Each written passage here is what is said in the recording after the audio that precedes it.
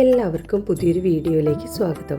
ഐതിഹ്യമാലയിലെ 6ാമത്തെ ഭാഗമായ പറയിപ്പറ്റ പന്തിരുകുലമാണ് പറഞ്ഞുകൊണ്ടിരിക്കുന്നത്. ഇന്നത്തേതിൽ ഉളിയന്നൂർ പെരുന്തച്ഛന്റെ കഥയാണ്. ഉളിയന്നൂർ പെരുന്തച്ഛനും അനേകം അത്ഭുത കർമ്മങ്ങൾ പ്രവർത്തിച്ചിട്ടുണ്ട്. സ്വദേശത്തു തന്നെ ഒരു ക്ഷേത്രത്തിലെ ഉപയോഗത്തിലേക്കായി അവിടുത്തെ ഊരാൺമക്കാർ പറഞ്ഞിട്ട് ഒരു കുളം പെരുന്തച്ഛൻ ഉണ്ടാക്കിയിട്ടുണ്ട്. കുളം കുഴിച്ച് കല്ലു കെട്ടി തുടങ്ങിയപ്പോൾ ഊരാൺമക്കാരിൽ ചിലർ കുളം നീളത്തിലിരിക്കണമെന്നും ചിലർ ചതുരത്തിൽ വേണമെന്നും മറ്റു ചിലർ വട്ടത്തിൽ വേണമെന്നും തർക്കമായി. അപ്പോൾ പെരുന്തച്ഛൻ പറഞ്ഞു, നിങ്ങൾ ആരും വഴക്കു പിടിക്കേണ്ട. എല്ലാവരുടെയും ഇഷ്ടപ്രകാരം കുളം വട്ടത്തിൽ, നീളത്തിൽ, സമചതുരമായി, ത്രികോണമായിട്ട് കോഴിമുട്ട ഭാഷയിൽ ഉണ്ടാക്കിയേക്കാം. എന്നാൽ പോരെ? അങ്ങനെ പറഞ്ഞുകൊണ്ട് ഒരു കുളവും കെട്ടിത്തീർത്തു. ആ കുളത്തിന്റെ ഓരോ ഭാഗത്തു നിന്ന് നോക്കിയാൽ പെരുന്തച്ഛൻ പറഞ്ഞതുപോലെ എല്ലാം തോന്നും. കുളത്തിൽ ഇറങ്ങിയാൽ ഇപ്പോഴും ആർക്കും കിഴക്കു പടിഞ്ഞാറ് അറിയാൻ പാടില്ലാതെയാണ് ഇരിക്കുന്നത്. അതിനാൽ ബ്രാഹ്മണർ ആ കുളത്തിൽ കുളിച്ച് നിത്യകർമ്മം കഴിക്കാറില്ല. പെരുന്തച്ഛന് അതിദിവ്യനായ ഒരു പുത്രനുമുണ്ടായിരുന്നു. ഈ കുളം പെരുന്തച്ഛൻ കുഴിച്ചപ്പോൾ മകൻ പുഴ കടന്ന് ഈ കുളത്തിലേക്ക് വല്ലവരും പോകുമോ എന്ന് ചോദിച്ചു. അന്ന് കുളം ക്ഷേത്രത്തിനടുത്തും പുഴ വളരെ അകന്നും ആയതിനാൽ ഇതെന്താടാ ഈ ഭ്രാന്ത് പറയുന്നത്, പുഴ എത്ര ദൂരെ കിടക്കുന്നു എന്ന് പെരുന്തച്ഛൻ പറഞ്ഞു. ആട്ടെ, കാണാം എന്ന് മകനും പറഞ്ഞു. കുറച്ചു കാലം കഴിഞ്ഞപ്പോൾ ദൂരെ കൂടി ഒഴുകിക്കൊണ്ടിരുന്ന നദി കുത്തിപ്പാഞ്ഞ് അമ്പലത്തിന്റെയും കുളത്തിന്റെയും മധ്യേ ഒഴുകി തുടങ്ങി. അപ്പോൾ അമ്പലം ഇക്കരെയും കുളം അക്കരെയുമായി തീർന്നു. ആറു കടന്ന് ആരും കുളത്തിലേക്ക് പോകാതെയുമായി. ഇപ്പോഴും ആ സ്ഥിതിയിൽ തന്നെ ഇരിക്കുന്നു. പിന്നെ പെരുന്തച്ഛൻ ഒരു നദിയിൽ ഒരു പാലം പണിതു. അതിനും കുറെ ദിവ്യത്വമുണ്ട്. പാലത്തിന്റെ ഒരറ്റത്ത് ഒരു പാവയുണ്ട്. മറ്റേ അറ്റത്ത് ആൾ കയറുമ്പോൾ പാവ കീഴ്പോട്ട് താണു തുടങ്ങും. ആൾ പാലത്തിന്റെ മധ്യത്തിലാകുമ്പോൾ പാവ വെള്ളത്തിൽ മുങ്ങും. അങ്ങേ അറ്റത്ത് ചെല്ലുമ്പോഴേക്കും പാവ വായിൽ നിറച്ച് വെള്ളവും കൊണ്ട് പൂർവസ്ഥിതിയിൽ മുകളിൽ വന്നു നിൽക്കും. ആൾ അടുത്തു ചെല്ലുമ്പോൾ ചെല്ലുന്ന ആളുടെ മുഖത്ത് ഒരു തുപ്പും കൊടുക്കും. ഇങ്ങനെയാണ് അതിന്റെ സൂത്രം. ഇതു പെരുന്തച്ഛന്റെ മകൻ കണ്ടിട്ട് വേറൊരു പാവയെ ഉണ്ടാക്കി പാലത്തിന്റെ ഇങ്ങേ അറ്റത്തു വെച്ചു. ആ പാവ പാലത്തിന്മേൽ ആളു കയറുമ്പോൾ മുമ്പേ നടന്നു തുടങ്ങും. ആളുകൾ അങ്ങേ അറ്റത്തു ചെല്ലുന്നതിനു മുമ്പേ അവിടെ എത്തും. മറ്റേ പാവ തുപ്പുന്നതിനു മുമ്പേ അതിന്റെ ചെകിട്ടത്ത് ഈ പാവ ഒരടി വെച്ചു കൊടുക്കും. അപ്പോൾ ആ തുപ്പുന്ന പാവയുടെ മുഖം തിരിഞ്ഞു പോകുന്നതിനാൽ ആരുടെയും മുഖത്ത് തുപ്പാൻ ഒക്കാതെയുമായി. പെരുന്തച്ഛൻ ഒരിക്കൽ ഒരു വഴിയാത്ര പോകുമ്പോൾ ഒരു ദിക്കിൽ ചില ആശാരിമാർ കൂടി ഒരമ്പലം പണിയുന്നത് കണ്ട് അവിടെ ചെന്നു നോക്കിക്കൊണ്ടിരുന്നു. ആശാരിമാരും പെരുന്തച്ഛനെ ബഹുമാനിക്കുകയും കണ്ടതായി നടിക്ക പോലും ചെയ്തില്ല. അവർക്ക് ഊണ് കാലമായപ്പോൾ പെരുന്തച്ഛനെ വിളിക്കാതെ പോവുകയും ചെയ്തു. ഉടനെ ശ്രീകോവിലിനുള്ള കഴുക്കോലിന്റെ അറ്റത്തൊക്കെ ഓരോ വര കൂടി വരച്ചും വെച്ച് പെരുന്തച്ഛനും പോയി. ആശാരിമാർ ഊണ് കഴിഞ്ഞു വന്ന് പണി തുടങ്ങി. പെരുന്തച്ഛൻ വരച്ച വര അവിടുത്തെ കണക്കാശാരി വരച്ചതാണെന്ന് വിചാരിച്ച് അവിടെ വെച്ച് മുറിച്ച് കഴുക്കോലെല്ലാം പണി തീർത്തു കൂട്ടുകയറ്റിയപ്പോൾ കഴുക്കോലിന് നീളം പോരായികയാൽ കൂടം പിടിക്കയില്ല. കണക്കനും പണിക്കാരനും കൂടി പഠിച്ച വിദ്യയെല്ലാം എടുത്തിട്ടും കൂടം പിടിച്ചില്ല. ഈ അബദ്ധം എങ്ങനെ വന്നു എന്നറിയാതെ എല്ലാവരും വളരെ വ്യസനിച്ചു. ഒടുക്കം കഴുക്കോലുകൾ മാറ്റണമെന്നു തന്നെ തീർച്ചപ്പെടുത്തി.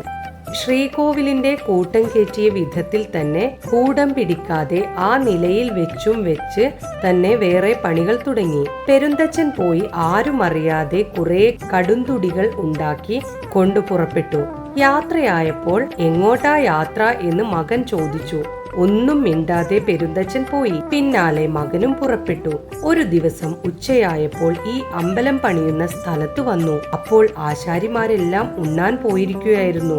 അവിടെ ആരുമില്ലെന്ന് മനസ്സിലായപ്പോൾ പെരുന്തച്ഛൻ ശ്രീകോവിലിന് മുകളിൽ കയറി ഈ കടുന്തുടികളെല്ലാം വെച്ചിണക്കി ഒരടി കൊടുത്തു. പെട്ടെന്ന് കൂടം പിടിക്കുകയും ചെയ്തു. അപ്പോഴേക്കും മകനും അവിടെ എത്തി. ഉടനെ പെരുന്തച്ഛൻ, കണ്ടോടാ മകനെ കൂടം പിടിച്ചത് എന്ന് ചോദിച്ചു. കാണുകയും ചെയ്തു, പഠിക്കുകയും ചെയ്തു എന്ന് മകൻ ഉത്തരം പറഞ്ഞു. ഇങ്ങനെ പല വിധത്തിലും മകൻ അസാമാന്യനാണെന്ന് അറിഞ്ഞപ്പോൾ തന്റെ ആദ്യ പുത്രനാണെങ്കിലും പെരുന്തച്ഛന് അവനെ കുറിച്ച് സഹിക്കവയ്യാതെയുള്ള അസൂയയും വൈരവും ഉണ്ടായി. അവൻ ജീവിച്ചിരുന്നാൽ തൻ്റെ യശസ്സിന് ഹാനി ഭവിക്കുമെന്നും അതിനാൽ ഏതു വിധവും ഇവന്റെ കഥ കഴിക്കണമെന്നും പെരുന്തച്ചൻ തീർച്ചയായി മനസ്സിൽ ഉറപ്പിച്ചു. കൂടം പിടിച്ച ശബ്ദം കേട്ട് ആശാരിമാരെല്ലാം ഓടി വന്നു നോക്കിയപ്പോൾ കൂടം പിടിച്ചിരിക്കുന്നതായി കണ്ടു. അപ്പോൾ ഇതെല്ലാം പെരുന്തച്ചന്റെ കൗശലങ്ങളാണെന്ന് മനസ്സിലാവുകയാൽ ആശാരിമാരെല്ലാം പെരുന്തച്ചനെയും മകനെയും വന്ദിച്ച് ബഹുമാനിച്ചു. അന്നു മുതൽ പെരുന്തച്ചനെയും മകനെയും കൂടി പണിക്ക് പ്രധാനന്മാരായി ചേർക്കുകയും അവർ കൂടി പണി തുടങ്ങുകയും ചെയ്തു. അക്കാലം മുതൽ ആശാരിമാർ പണിതുകൊണ്ടിരിക്കുന്ന സ്ഥലത്ത് മറ്റാശാരിമാർ വന്നാൽ അവർക്ക് കൂടി ചോറ് കൊടുക്കാതെ ഇവർ ഉണ്ണുകയില്ലെന്ന് ഒരേർപ്പാടും വെച്ചു. പിന്നെ അവിടെ പണിതുകൊണ്ടിരിക്കുന്ന കാലത്ത് പെരുന്തച്ചൻ അമ്പലത്തിന്റെ മുകളിൽ ഇരുന്നു കൊണ്ട് താഴെ കുനിഞ്ഞിരുന്നു പണിയുന്ന മകന്റെ കഴുത്തിലേക്ക് ഒരു വലിയ ഉളി കൈമോശം വന്നുപോയി എന്ന ഭാവത്തിൽ ഇട്ടു. ഉളി വന്നു വീണ് കഴുത്ത് രണ്ടായി മുറിഞ്ഞു മകൻ മരിക്കുകയും ചെയ്തു. ഈ സംഭവങ്ങൾ ഉണ്ടായിരിക്കുന്നത് തിരുവല്ലായിൽ വെച്ചാണെന്നാണ് പറയുന്നത്. പെരുന്തച്ചൻ സ്വദേശത്തുള്ള നമ്പൂരിമാരുടെ ആവശ്യപ്രകാരം അവിടെയും ഒരമ്പലം പണിതിട്ടുണ്ട്. അവിടെ സോപാനത്തിങ്കൽ നിന്ന് ശ്രീകോവിലകത്തേക്ക് കയറുമ്പോൾ ഇടയ്ക്കിടയ്ക്ക് തല മുട്ടുമെന്ന് തോന്നും. സാധാരണയായി കയറുകയും ഇറങ്ങുകയും ചെയ്താൽ തല മുട്ടുകയില്ല. തല മുട്ടിയേക്കുമെന്ന് സംശയിച്ചു നിൽക്കുകയോ കുനിയുകയോ ചെയ്താൽ തല മുട്ടുകയും ചെയ്യും. അങ്ങനെ ഒരു വിദ്യയുണ്ട്. അവിടെ പ്രതിഷ്ഠിച്ചിരിക്കുന്ന ബിംബവും പെരുന്തച്ചനുണ്ടാക്കിയതാണ്. നമ്പൂരിമാരെല്ലാം കൂടി ഒരു ബിംബം ഉണ്ടാക്കി കൊടുക്കണമെന്ന് പെരുന്തച്ചനോട് പറഞ്ഞു. അങ്ങനെയാവാമെന്ന് പെരുന്തച്ചനും സമ്മതിച്ചു. ഏതു മൂർത്തിയുടെ വിഗ്രഹമാണ് വേണ്ടതെന്ന് നമ്പൂരിമാർ പറഞ്ഞതുമില്ല, പെരുന്തച്ചൻ ചോദിച്ചതുമില്ല. തമ്മിൽ പിരിഞ്ഞു കഴിഞ്ഞപ്പോഴാണ് പെരുന്തച്ചൻ അതിനെക്കുറിച്ച് വിചാരിച്ചത്.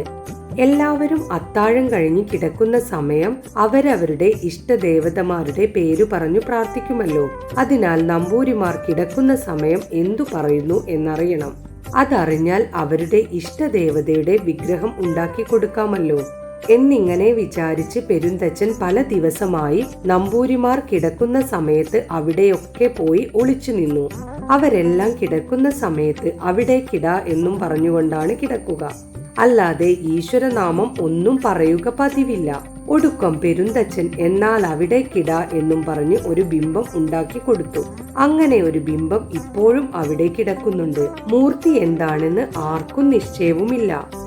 പെരുന്തച്ചൻ ഒരു ദിവസം രാവിലെ അഗ്നിഹോത്രിയെ കാണാനായി അദ്ദേഹത്തിന്റെ ഇല്ലത്തു ചെന്നിരുന്നു.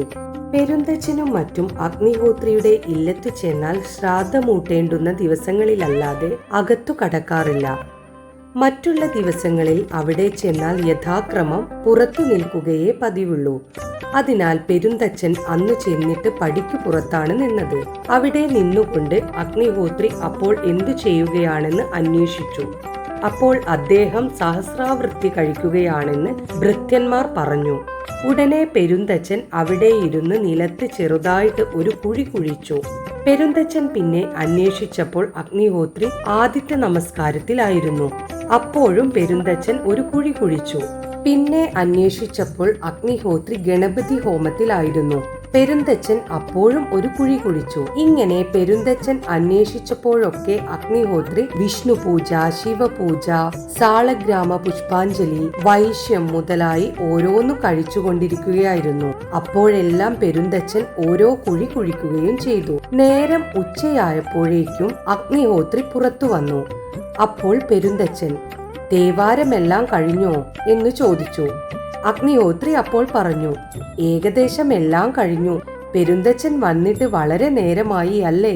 ഇരുന്നു മുഷിഞ്ഞായിരിക്കും. അപ്പോൾ പെരുന്തച്ചൻ പറഞ്ഞു, ഒട്ടും മുഷിഞ്ഞില്ല. എനിക്കും ഇവിടെ മിനക്കേടുണ്ടായില്ല. ഇവിടെ ഞാൻ അനേകം കുഴികൾ കുഴിച്ചു, പക്ഷേ ഒന്നിലും വെള്ളം കണ്ടില്ല. ഇത്രയും നേരം കൊണ്ട് അനേകം കുഴികൾ കുഴിക്കാതെ ഒരു കുഴി കുഴിച്ചിരുന്നുവെങ്കിൽ ഇപ്പോൾ വെള്ളം കാണുമായിരുന്നു. ഇതു കേട്ടപ്പോൾ പെരുന്തച്ചൻ തന്നെ ആക്ഷേപിക്കുകയാണ് ചെയ്തതെന്നും പെരുന്തച്ചൻ പറഞ്ഞതിന്റെ സാരം അനേകം ഈശ്വരന്മാരെ കുറേശ്ശെ സേവിക്കുന്നത് വെറുതെയാണെന്നും ഒരു ഈശ്വരനെ സേവിച്ചാൽ മതിയെന്നും അത് നല്ലതുപോലെയായാൽ ഫലസിദ്ധി ഉണ്ടാകുമെന്നാണെന്നും ഇതു തന്റെ തേവാരത്തെ സംബന്ധിച്ചു പറഞ്ഞതാണെന്നും അഗ്നിഹോത്രിക്ക് മനസ്സിലായി. അതുകൊണ്ട് അദ്ദേഹം പല കുഴികളായാലും അവ പതിവായി കുറേശ്ശെ കുഴിച്ചുകൊണ്ടിരുന്നാൽ കുറച്ചു കാലം കഴിയുമ്പോൾ എല്ലാത്തിലും വെള്ളം കാണുമെന്നാണ് തോന്നിയത്. എന്നാൽ അവയുടെ അടിയിലുള്ള ഉറവകൾക്ക് പരസ്പര ബന്ധമുണ്ടായിരിക്കുന്നത് കൊണ്ട് എല്ലാത്തിന്റെയും ചുവട് ഒന്നു തന്നെയാണെന്ന് വിചാരിക്കാവുന്നതുമാണെന്ന് മറുപടി പറഞ്ഞു. പെരുന്തച്ചൻ പറഞ്ഞു, ചുവട് എല്ലാത്തിനും ഒന്നാണെന്നുള്ള ഓർമ്മ വിട്ടുപോകാതെ ഇരുന്നാൽ മതി. പിന്നെ എത്ര വേണമെങ്കിലും കുഴിക്കാം, എല്ലാത്തിലും വെള്ളവും കാണും. ഇങ്ങനെ ഒടുക്കം പെരുന്തച്ചൻ അഗ്നിഹോത്രിയുടെ യുക്തി ശരിയാണെന്ന് സമ്മതിക്കുകയും പിന്നെ വന്ന കാര്യം പറഞ്ഞു പോവുകയും ചെയ്തു. പെരുന്തച്ചന്റെ കഥ ഇവിടെ കഴിഞ്ഞു. ഇനിയുള്ള കഥകൾ ഓരോ ശനിയാഴ്ചകളിലായി കേൾക്കാം.